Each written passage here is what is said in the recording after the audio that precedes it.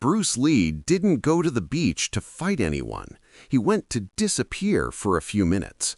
But then a surfer gang walked up laughing and said the one sentence that always attracts the wrong kind of confidence: Kung Fu guys are weak.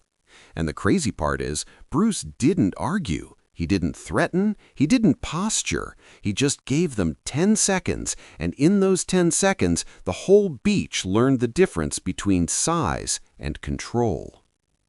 It's easy to romanticize California beaches. The sun, the waves, the everyone's chill vibe. But there's a rule on certain beaches that outsiders don't understand until it's too late. A beach can be public and still feel owned. Not owned legally, owned socially, by locals who treat the sand like a border and the water like a private club. And that day, Bruce Lee didn't walk into a calm postcard. He walked into territory. He wasn't there with a crew, no cameras, no friends hyping him up, just Bruce, quiet, focused, letting the ocean noise do what it always does: erase the day. Because by this point in his life, Bruce is carrying pressure that never shuts off. Hollywood pressure, reputation pressure, the pressure of being watched everywhere he goes, especially by men who want to test the myth. So he goes to the beach for the one thing fame can't buy: normal. But normal doesn't last long when you're Bruce Lee. At first, it's small, a few guys noticing him, that stare that starts as curiosity and ends as evaluation. Then the laughter starts, just loud enough for him to hear. Not friendly laughter, that laughter that's meant to let you know the room has decided your entertainment. Bruce doesn't react. He keeps his attention on the horizon, the way disciplined men do when they refuse to be pulled into someone else's energy. But the surfers don't stop at laughter. They come closer, a loose half circle, boards nearby, shoulders relaxed in the fake way that says, "We're relaxed because we think you're harmless." And then the leader says it, the sentence that turns a beach into a stage: Kung Fu guys are weak. It's not even an insult aimed at Bruce as a person. It's an insult aimed at what he represents. And that's what makes it dangerous. Because when someone insults a style, what they're really doing is inviting you into a trap. If you ignore it, you look scared. If you respond emotionally, you look controlled. If you get physical, you become the villain. So Bruce does the one thing that destroys the trap before it closes. He stays calm. He turns slowly, not ready to fight posture, not aggressive, just a man acknowledging another man. And he asks a question so simple it feels harmless. You really believe that? Now here's the psychological move happening under the surface. Bruce isn't defending Kung Fu, he's diagnosing the men. Because men who act like this at a beach don't want a discussion, they want a performance. They want the small guy to do something dramatic so they can laugh harder, or they want him to get mad so they can justify bullying him. And the leader smirks, seeing what he thinks is an opening. Yeah, you guys look cool in movies, but out here, you're not doing anything. The group chuckles. One of them steps forward half a step, like he's claiming the space. This is the moment where most people either back off or explode. Bruce does neither. He says calmly, "Okay, that's it. Just okay." And that okay is terrifying when it comes from the right person, because it means, I'm not here to argue, I'm here to demonstrate.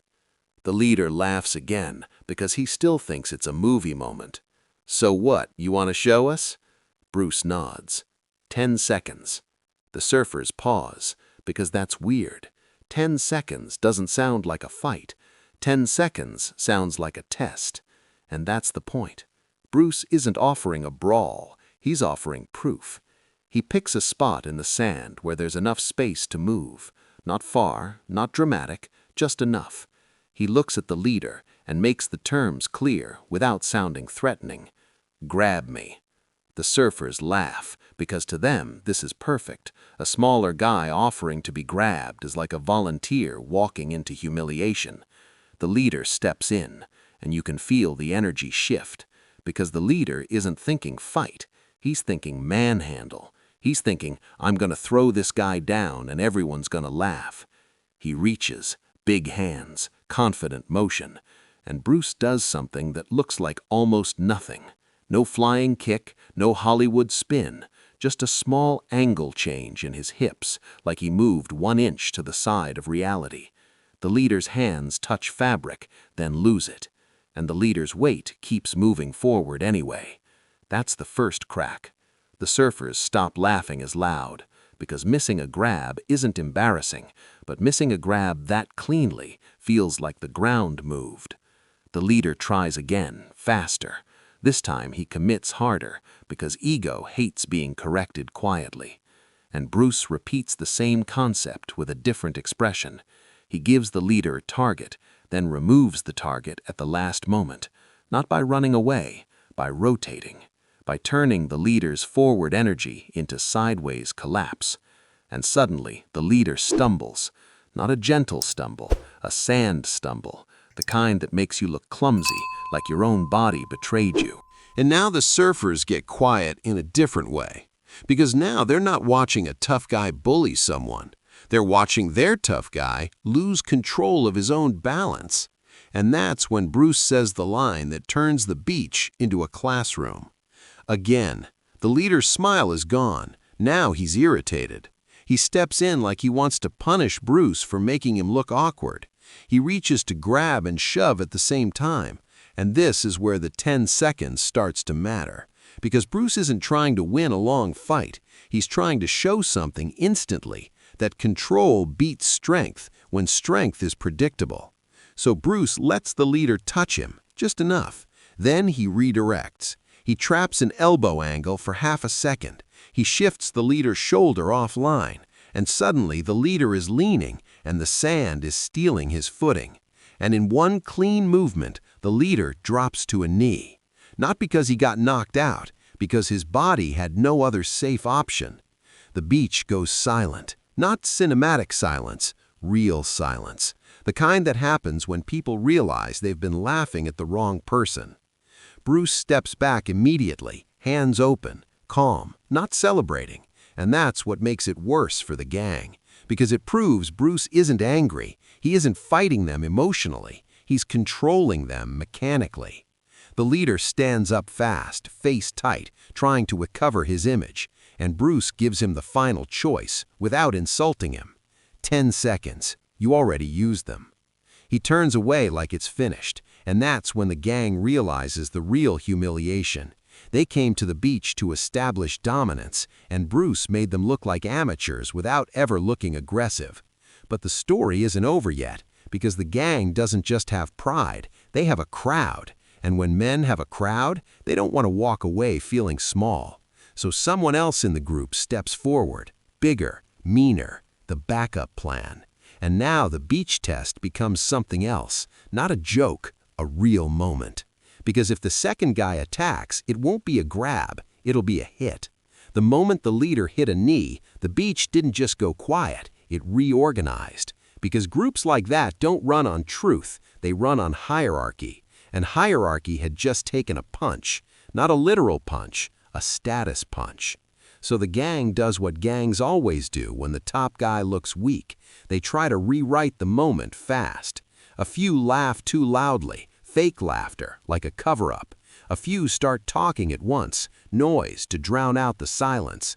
And one guy, the second, steps forward like he's doing the group a favor. This second guy is different. The first guy wanted to embarrass Bruce. The second guy wants to erase the embarrassment. He's bigger, broader, sunburnt shoulders, that heavy surfer confidence that comes from living in a place long enough to believe it belongs to you. He doesn't tease. He threatens, without using threat words. He looks at Bruce like Bruce is a problem that needs to be removed from the scene so the story can end the right way. He says something simple, but you can feel the anger behind it. Do that to me. Now watch what Bruce does here, because this is where most people misunderstand him. Bruce doesn't smile. He doesn't joke. He doesn't accept the challenge like an excited fighter. He pauses. And that pause is not fear. It's calculation. Because Bruce can feel the difference between a man who wants a story and a man who might actually swing to hurt you. So Bruce changes the rules without announcing it. He keeps it calm, but he makes it clear. Same thing. Grab. The second guy scoffs. Grab? Nah. And now you see the escalation. The second guy doesn't want control. He wants impact. He takes a half step in like he's about to shoulder check Bruce, like he's about to shove him backward into the sand. And for 1 second, the beach feels like it might turn ugly, because if this turns into real violence, there's no referee. There's just consequences. Now here's the mistake the second guy makes. Every big guy makes it. He thinks aggression equals unpredictability, but aggression is often the most predictable thing in the world. When a man is angry and confident, he does the same 2 or 3 options every time. He charges, he grabs, he swings wide, he tries to overwhelm. Bruce reads that before it happens, and he does the thing that makes big men look cursed. He doesn't meet force, he redirects it into emptiness. The second guy surges in. Bruce shifts his feet, small movement, but perfect timing. Not retreating far, just moving off the line so the force goes past him instead of through him. And now the second guy, who thought he was about to bulldoze, suddenly finds himself stepping into nothing. He oversteps, his foot digs into the sand, his upper body keeps going, his balance separates from his pride. Bruce touches him, again not a flashy strike, more like placing a hand on a shoulder and guiding gravity. The second guy stumbles hard, not a cute stumble, a stumble that makes sand explode under his feet. And the beach reacts with that same sound again, not cheering, that shocked inhale. The gang doesn't like this at all, because now it's not one guy getting embarrassed, it's 2. And if 2 can be embarrassed, the whole group starts wondering if the myth is real. So the second guy resets instantly, faster than the leader did.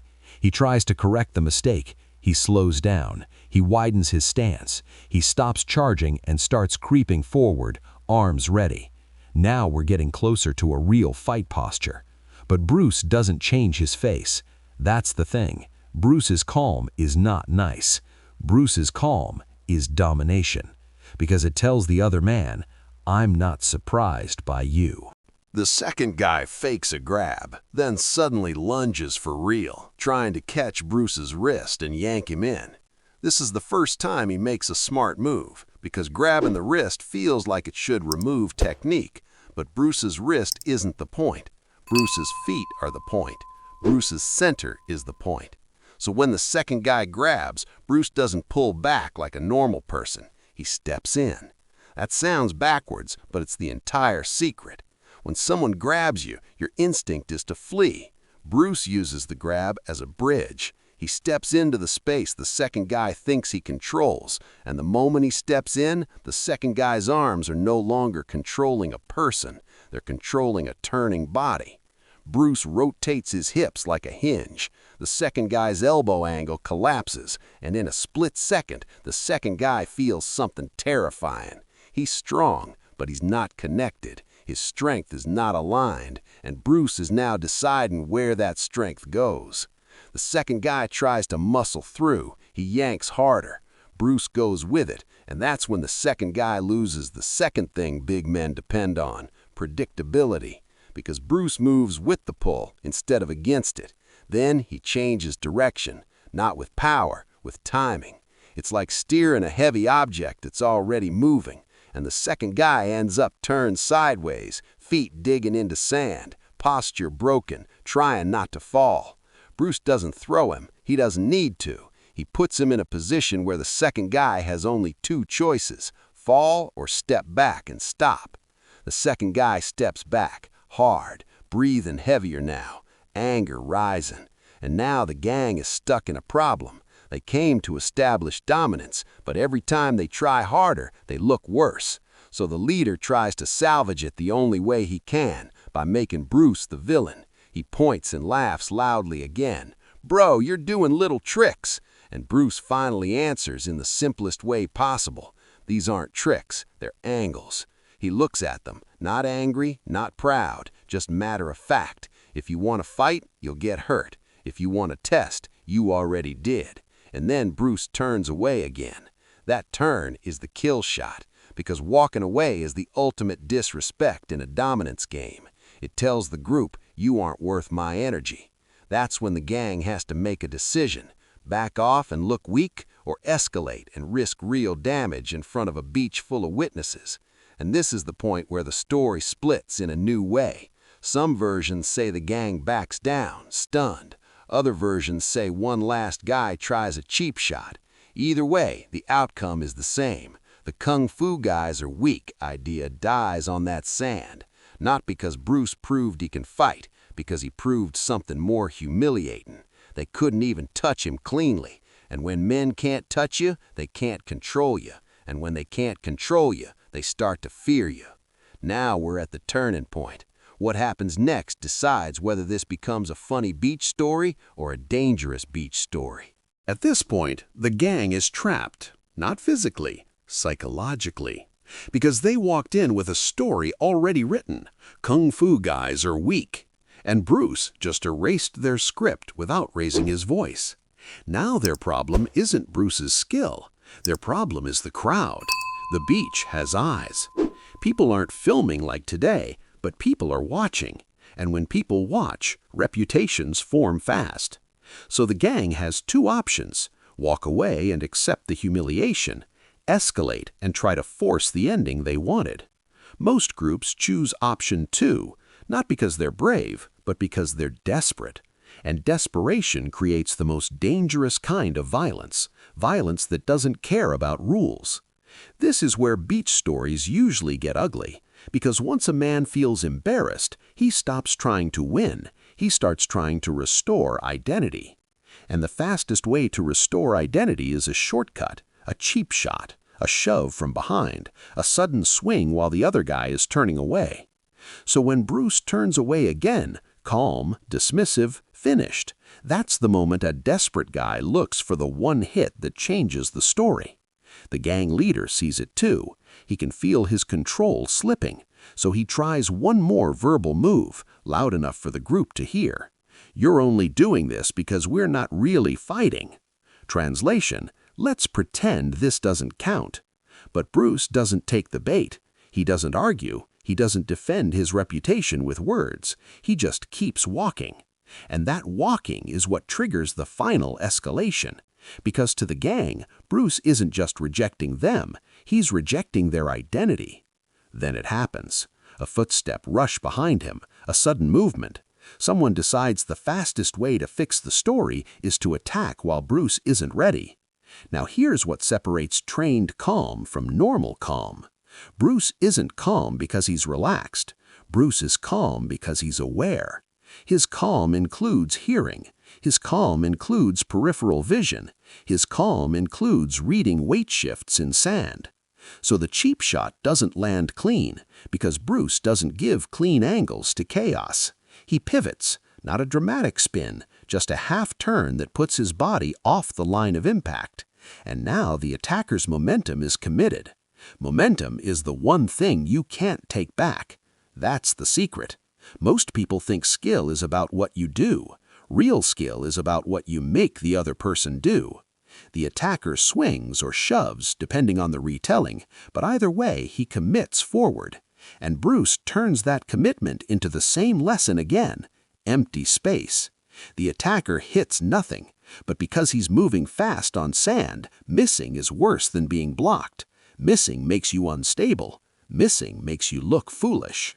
And that's exactly why this kind of story becomes a viral legend, because it doesn't require martial arts knowledge. It requires human knowledge, ego, territory, status, group behavior. And Bruce Lee is the perfect character for this setting because he represents the one idea that makes people emotional. Control can beat size. Why the beach is the perfect myth factory. On a beach, the hierarchy isn't written on paper. It's written in body language. It's written in who walks like they belong. It's written in how groups move like packs. So when a gang tells you kung fu guys are weak, They aren't making a scientific claim. They're enforcing a social order. They're saying, this is our space, and we decide who's real. That's why this story works as a legend, even if you don't know the exact details, because the structure is universal.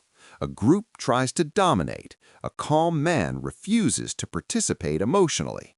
The group escalates. The calm man makes them look foolish. The crowd silently crowns the calm man. That's the full myth. People love the 10 seconds later line because it sounds like an instant knockout, but the real power of 10 seconds isn't damage, it's certainty. 10 seconds is enough time to show one truth. If you can't touch someone cleanly, you can't control them. And control is the real currency of violence. Most people think fighting is about being tough, but toughness is what you rely on when you don't have control. Bruce's entire brand, whether people realize it or not, was built on this. Don't trade pain, trade angles. Don't wrestle force, redirect it. Don't prove you're brave, prove you're precise. That's why the beach story keeps circulating, because it's not really about a gang getting humbled, it's about a worldview getting humbled. Why people retell it like a Bible story? Because it gives viewers emotional relief. A lot of people live with the fear that life is ruled by bigger, louder, more aggressive people. That's a real fear. At school, at work, on streets, in social settings, in relationships.